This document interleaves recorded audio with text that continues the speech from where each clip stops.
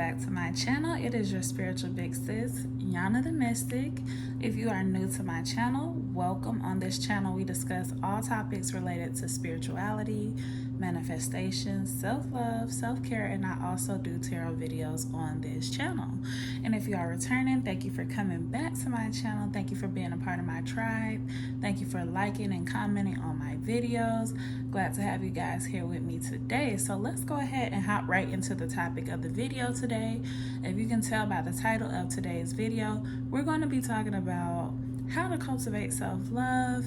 I know that self-love, mental health, and so many other wellness things have been a hot topic over the past years. And so today I wanted to give you guys some tips and tricks to help you cultivate self-love within yourself, because everybody always tells you, like, love yourself, you need to love yourself, but nobody actually tells you how. And I feel like if you're not used to loving yourself or self-love in general, you may be a little confused as to what that may look like for you. And so I want to give you guys some practical tips and steps that will help you cultivate self-love in your life so that you can just start loving on you and appreciating yourself a little bit more. Okay, let's hop right in. Let's start off by why self-love is so important to have, especially nowadays, because if you know, like I know, the streets are treacherous. Without the self-love, oh my God, you need the self-love to combat the treachery out here in these streets. So that's one of the main reasons self-love is important, but also because learning how to love yourself properly allows you to teach other people to love you the way that you would like to be loved. You begin to know more of what it is that you want. You begin to know more of what it is that you need.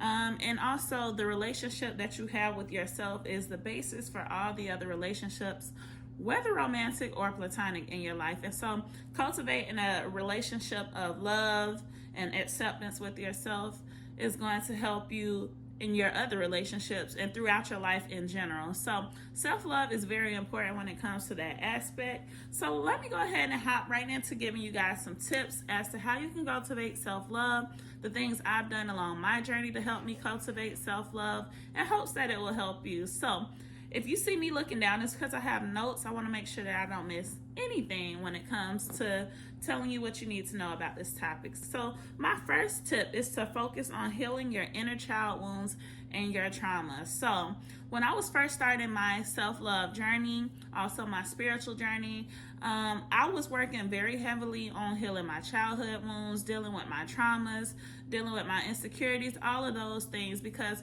a lot of times our lack of self-love comes from our conditioning. It comes from societal conditioning. It comes from things we've been taught in our childhood, wounds, all kinds of things that we have experienced through our childhood, whether that be bullying or anything. So healing your inner child wounds and your trauma is a very radical act of self-love, because as you release your past, you allow the new to come in. And I feel like in order to effectively start your self-love journey, you have to deal with the things that made you feel like you weren't lovable, or that caused you to change the way that you see yourself or view yourself. And so a lot of that is surrounded with shadow work and healing. So I definitely recommend focusing on your healing and your self-love journey, whether you do that with a spiritual counselor like myself, or whether you go to a therapist. There are many ways you can work on your healing. So just check out different ways. The way that I chose to do it was through tarot. I did a lot of tarot readings to work on my shadow work and heal my past traumas. I was able to do them myself, or to go to a reader if I needed to. But there are different ways you can work on your healing. So I suggest focusing on your healing first when it comes to your self-love journey. My second tip is to date and get to know yourself better. What better way to learn to love yourself better than to get to know yourself better? I feel like during this period where you're getting to know yourself better, it's important to explore, try new things, step out of your comfort zone, because as you're getting to know yourself, you may discover new talents, you may discover new characteristics about yourself, or characteristics that have always been there, but you may learn to embrace those characteristics. And just in general, I feel like you should always feel good about who you are as a person, and about yourself. So the best way to do that is to get to know yourself and to date yourself as if you were dating somebody romantically. Like, you would want to get to know them. Y'all would go out on dates, if they dating properly, because y'all know the new society, I don't know.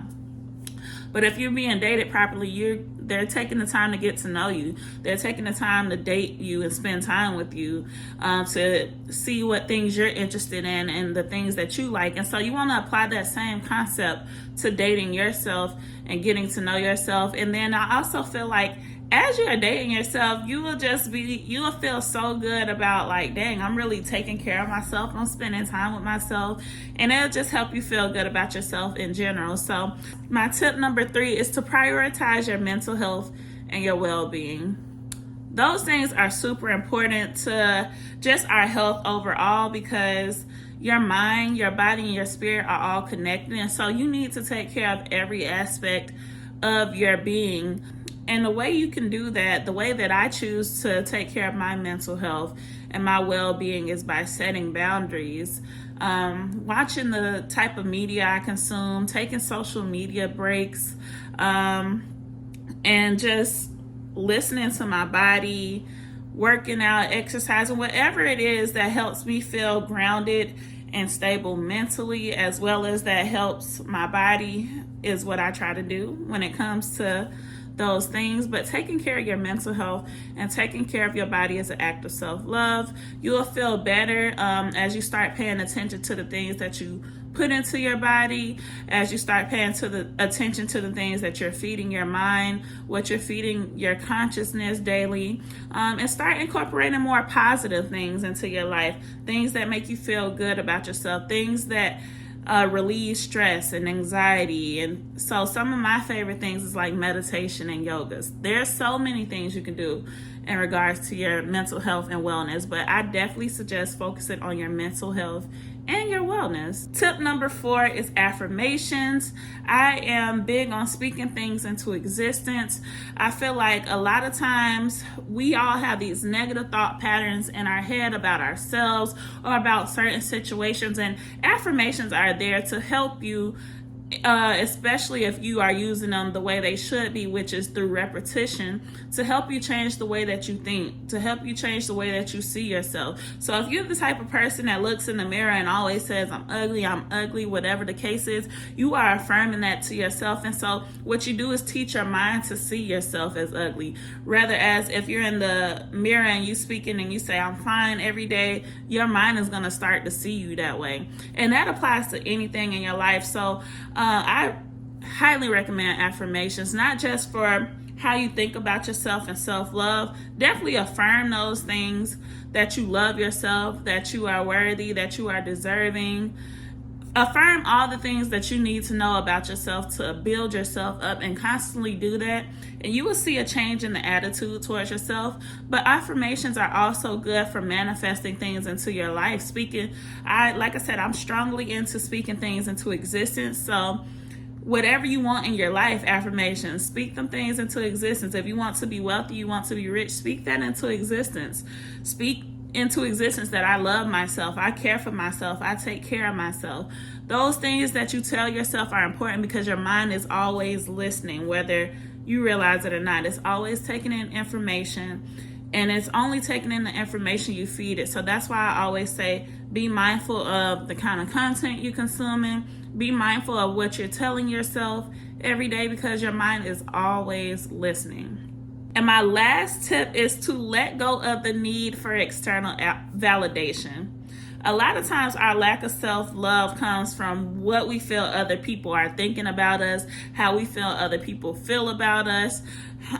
This constant fear of being judged is a lot of times why we lack the self-love and self-worth that we should all have within us, the self-esteem that we all should have within us. And so in order to do that, you have to let go of the need to be validated externally. Truthfully, it really doesn't matter what people think about you, as long as you are happy with yourself. And of course, that is something easier said than done. But the more you adapt that mindset that, what I think about myself is more important than what other people think about me, and I owe it to myself to be the most authentic, most healed, most self-loving version of myself. And despite what other people think about that, that is not my problem.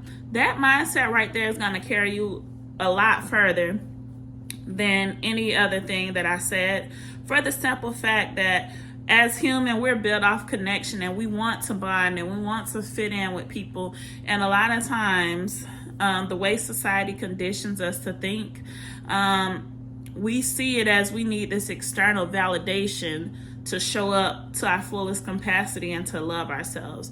And I think in order to fully love yourself, you have to let go of that external validation so that you can be more in tune with yourself and be more in tune with what you think about yourself, be more in tune with what you feel about yourself, and not be so much concerned with what everybody else is thinking and feeling about you. And so I hope that these tips helped you guys. Like I said, I've been on my self-love journey for quite some time. These are things that I've learned. These are tools that I've utilized, and they have drastically helped me on my journey. And I'm hoping that they will help you on your journeys. So if you guys have any tips that you want to share with any of the other viewers on here, make sure you leave them down in the comments. Make sure you let me know if this video was helpful, if I said anything that you never thought of before. Give me some feedback on how you guys feel about the tips for this video. But this is the end of this video. And if you like it, like, comment, share, and subscribe. And I will see you in my next video. Bye.